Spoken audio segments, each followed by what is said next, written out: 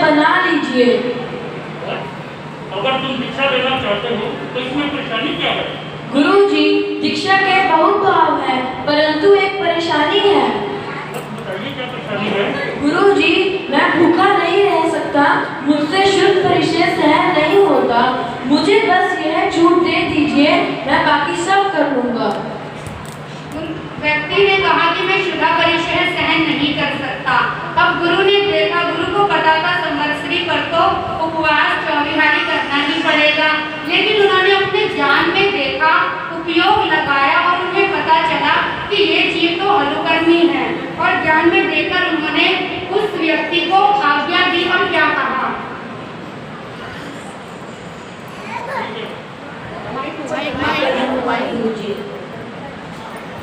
अब गुरुजी ने शिष्य को आज्ञा दे दी और शिष्य, अरे पेटूराम, जरा वो पुस्तक लेके आइयो। पेटूराम मुनि किसी की भी बात का बुरा नहीं मानता था, जो जैसा कहता था वह वैसा ही कर लेता था।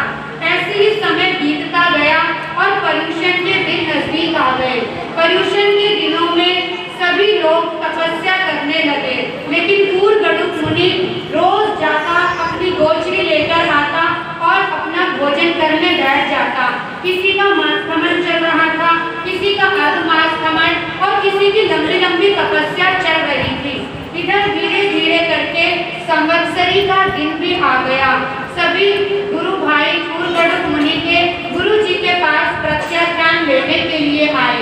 एक एक करके सभी गुरु भाई प्रत्याख्यान लेते जा रहे हैं और गुरु जी सभी को प्रत्याख्यान देते जा रहे हैं। सभी नगरवासी भी आ रहे हैं और सभी ने नियम प्रत्याख्यान ग्रहण कर लिए, लेकिन पूर्वगढ़ मुनि दूर खड़ा हुआ देख रहा था और समय हुआ भोजन का। पूर्वगढ़ मुनि अपने पात्र लेकर गुरु जी के पास आया। वहीं पर गुरु भाई भी बैठे हुए थे। आइए देखते हैं क्या घटना घटती है। मुझे बहुत भूख लगती है, मुझे आज्ञा दें, मैं भिक्षा लेने जाना चाहता हूँ। ठीक है। अरे पेटूराम, कुछ तो शर्म कर, आज के दिन तो आपके पेट का नाम दे। अरे आज तो सारे श्राविकाओं के घर में चूल्हा ही नहीं जला और तू आज भी उनके घर पात्र लेकर पहुंच जाएगा। अरे पेटूराम, तुझसे तो भूख बर्दाश्त ही नहीं होती। सारे नगर में हमारा क्या सम्मान रह जाएगा? कम से कम हम अपनी नहीं, ये गुरुदेव के नाम की तो परवाह कर ले कि लोग क्या कहेंगे। पेटूराम, तू आज क्यों नहीं कर सकता? नहीं महाराज, ऐसा मत कहो, मैं भी जीवन नहीं रह सकता। मैं जानता हूँ कि इससे सबकी सम्मान तो ठेस लग सकती है, पर मैं क्या करूँ, ये मेरी मजबूरी है। आप भाग्यशाली हैं जो आप इतनी बड़ी बड़ी तपस्या कर सकते हैं, लेकिन मैं नहीं कर सकता। गुरुजी, मैंने आपको कहा था कि मेरी मजबूरी है, अपनी कृपा करें, मुझे जाने दें। ठीक है, बस जैसे तुम्हारी आत्मा को अच्छा लगे वैसा करो। धन्यवाद गुरुजी, धन्यवाद, आपने मुझको बहुत बड़ा उपकार किया। मुझे बना दीजिए। गुरु जी ने पूर्वगढ़ मुनि को आज्ञा दे दी और पूर्वगढ़ मुनि पात्र लेकर चल पड़े। अब गुरु भाई बेचारे मन में सोच कर रह गए, लेकिन जब नगर में पहुंचे, अब आपके यहाँ हम संवत्सरी के दिन पहुंच जाए पात्र लेकर, तो आप लोग क्या कहोगे? अरे कैसे महाराज हैं, भूखे हैं बिल्कुल, इनसे एक दिन रहा नहीं जाता। यही वहाँ के नगर का भी हाल था। नगर वासियों ने देखा और आपस में बातें करने लगे। अरे कैसे साधु है ये, जो संवत्सरी वाले दिन भी पात्रे उठाकर मांगने चल पड़े? ये कोई साधु है या बहरूपिया है? और इनके गुरु तो देखो कैसे है, इन्होंने जो भेज दिया। जाओ मुनि जाओ, हमारे घर तो आज सब तपस्या में है, हमने तो चूल्हा भी नहीं जलाया, जाओ आप यहाँ से। अरे ये पेटूराम कोई मुनि है? एक वक्त की भूख तो इनसे बर्दाश्त नहीं है। देखो देखो, आज भी पात्रा उठा करके भिक्षा लेने के लिए चले जा रहे हैं। लोग उस बेचारे पूर्वगढ़ मुनि को तरह तरह के ताने मार रहे थे, कटु वचन सुना रहे थे, लेकिन पेटूराम बिल्कुल शांत भाव से सब कुछ सुन रहा था। उसके मन में केवल एक ही भाव आ रहा था, ओह, ये नगरवासी ने कितनी बड़ी तपस्या कर रहे हैं, उनकी कोई गलती नहीं है, सारी गलती मेरी है। मैं ही पापी अपराधी हूँ जो आपके घर भिक्षा मांगने जा रहा हूँ।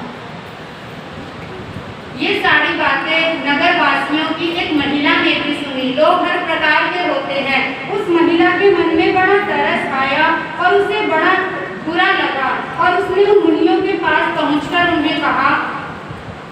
ओ बेचारे ये साधु महाराज भूख से कितने व्याकुल हैं। सबका अपना अपना शरीर है, सबकी अपनी अपनी परेशानी है, कमजोरी है। ये भूखे नहीं रह सकते तो इसमें इनका क्या दोष है। मैंने कल अपने बीमार पति के लिए खिचड़ी बनाकर रखी थी, क्यों ना मैं इन मुनि महाराज को उस खिचड़ी को बहरा दूं थोड़ी सी इनको, कम से कम इनकी थोड़ी तृप्ति हो जाएगी। मथे वंदना गुरुजी पधारो, मेरे घर पधारो। आप जल्दी से अंदर आ जाओ वरना ये नगरवासी मुझे ही कहेंगे। महाराज जी, कल मैंने अपने बीमार पति के लिए थोड़ी सी खिचड़ी बनाई थी, वो ही रूखी सूखी खिचड़ी है, आप कृपा करो।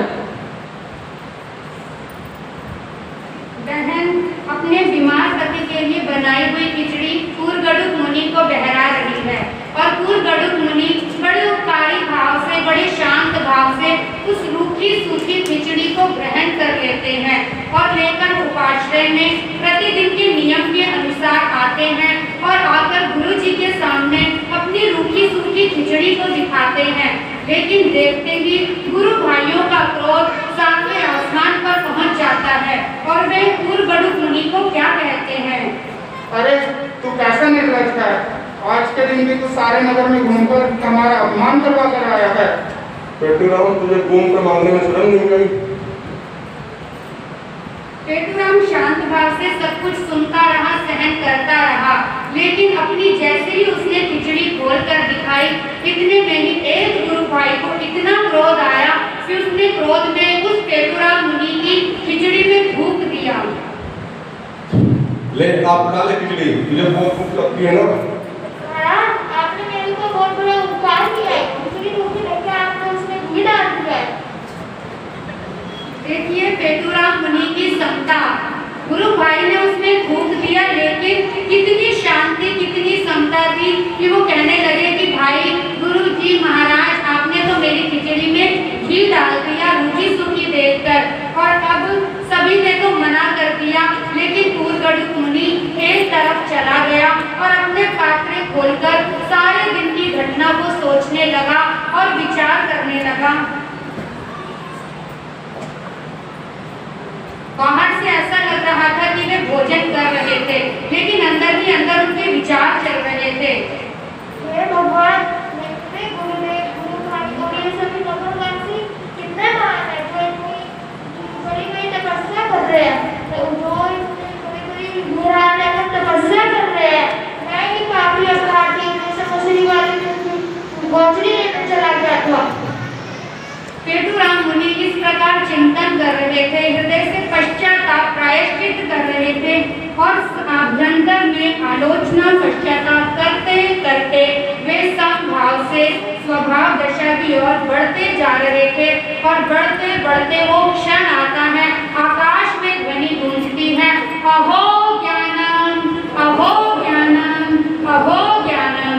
सभी नगरवासी सुनते हैं और सुनकर आहो, किसे ज्ञान प्राप्त हुआ है? चलो हम आचार्य भगवंत के पास जाकर पूछते हैं। अरे जरूर मांस भोजन करने वाले मुनि को ज्ञान प्राप्त हुआ होगा। अरे जरूर किसी घोर तपस्या करने वाले मुनि को ज्ञान प्राप्त हुआ होगा। चलो चलो बहनों, चलो चलो चलते हैं बहन। सभी नगरवासी इकट्ठे होकर गुरु जी के पास पहुँचे। गुरुदेव, गुरुदेव, किसे ज्ञान प्राप्त हुआ है? नहीं साधु नहीं, हमारे मुनि पेटूराम को केवल ज्ञान प्राप्त हुआ है। ओह, ये तो हमसे बहुत बड़ी भूल हो गई गुरुदेव, हमें क्षमा याचना करनी चाहिए। ठीक है। मथे वंदना गुरुजी, हमें क्षमा कर दीजिए गुरुजी,